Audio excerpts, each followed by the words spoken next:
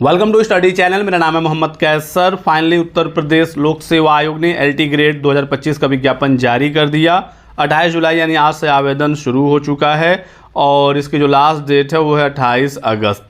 तो आप आवेदन आज से कर सकते हैं। आवेदन करने के लिए पहले आपको OTR करना होगा, उसके बाद ही आपका रजिस्ट्रेशन हो सकेगा।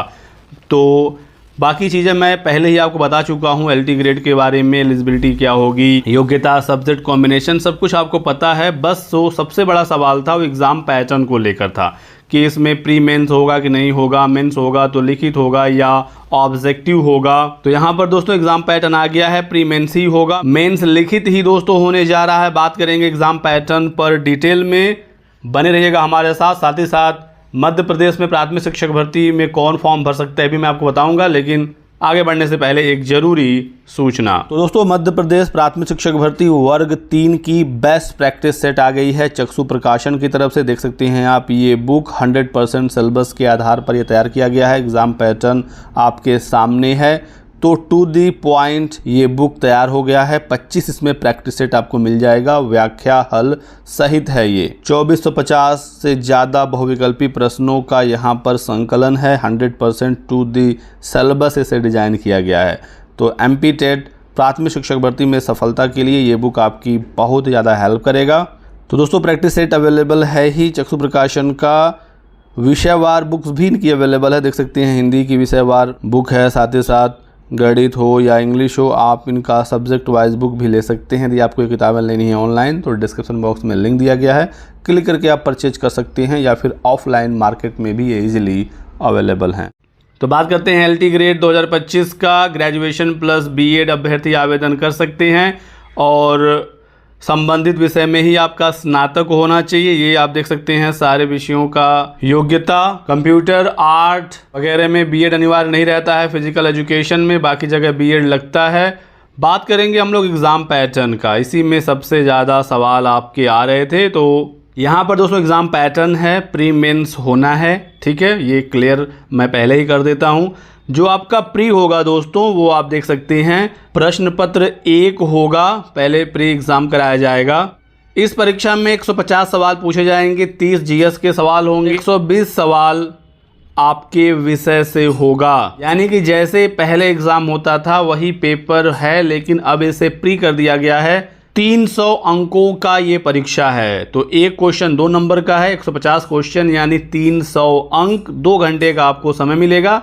ये पेपर बहुविकल्पी होगा, ऑब्जेक्टिव होगा पहले के जैसे ही, और प्री जो क्वालिफाई करेगा फिर वो मेंस में बैठेगा, मुख्य परीक्षा में वो बैठेगा।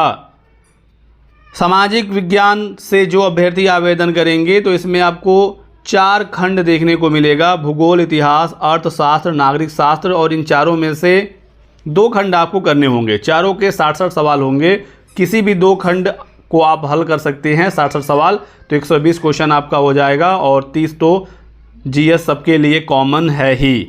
तो ये हो गया प्री, पहले जैसा ही नेगेटिव मार्किंग रहती है, आपको पता ही होगा प्री में। बात करते हैं मेंस का।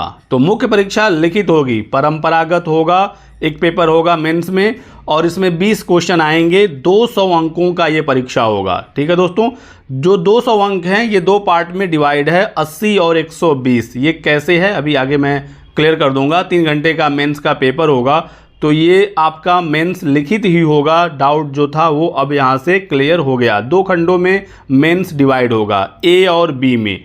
A और B दोनों में 10-10 सवाल आएंगे, लेकिन जो A है यानी खंड अ है, इसके जो एक क्वेश्चन है वो 8 अंक के हैं, 80 नंबर का है, और यहाँ पर लघु उत्तरीय प्रश्नों के आंसर लिखने हैं। शब्द सीमा 125 शब्द का है, ठीक है। और जो इसका खंड ब है यहाँ पर भी सवाल 10 ही हैं, लेकिन ये 12-12 नंबर के सवाल हैं, तो 120 नंबर का हुआ। और यहाँ पर शब्द सीमा 200 शब्दों का है, दीर्घ उत्तरी हैं, 80 नंबर पहले वाले खंड से और 120 नंबर दूसरे वाले खंड से। ये है आपका मेंस।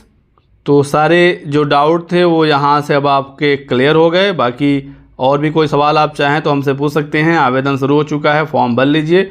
कोई भी डाउट हो तो कमेंट करिए। अब बात करते हैं मध्य प्रदेश प्राथमिक शिक्षक भर्ती की। तो दोस्तों मध्य प्रदेश में प्राथमिक शिक्षक भर्ती आई हुई है और किसी भी राज्य के आप रहने वाले हों आप आवेदन कर सकते हैं, लेकिन शर्त ये है कि आपने एमपी टेट की परीक्षा दी हो 2020 वाला या 2024 वाला। जिन्होंने एमपी टेट दिया है तो उसी के आवेदन क्रमांक से यहाँ पर लॉगिन होगा और फिर जो भर्ती है उसके लिए आवेदन हो सकेगा। 1 अगस्त तक आवेदन आप कर सकते हैं। 31 अगस्त को इसकी परीक्षा भी है, ये ध्यान रखना है और अच्छे से तैयारी करनी है यदि आप एलिजिबल हैं तो अदर स्टेट एलिजिबल है इस भर्ती में, लेकिन शर्त ये है कि आपने एमपी टेट की परीक्षा दी हुई हो।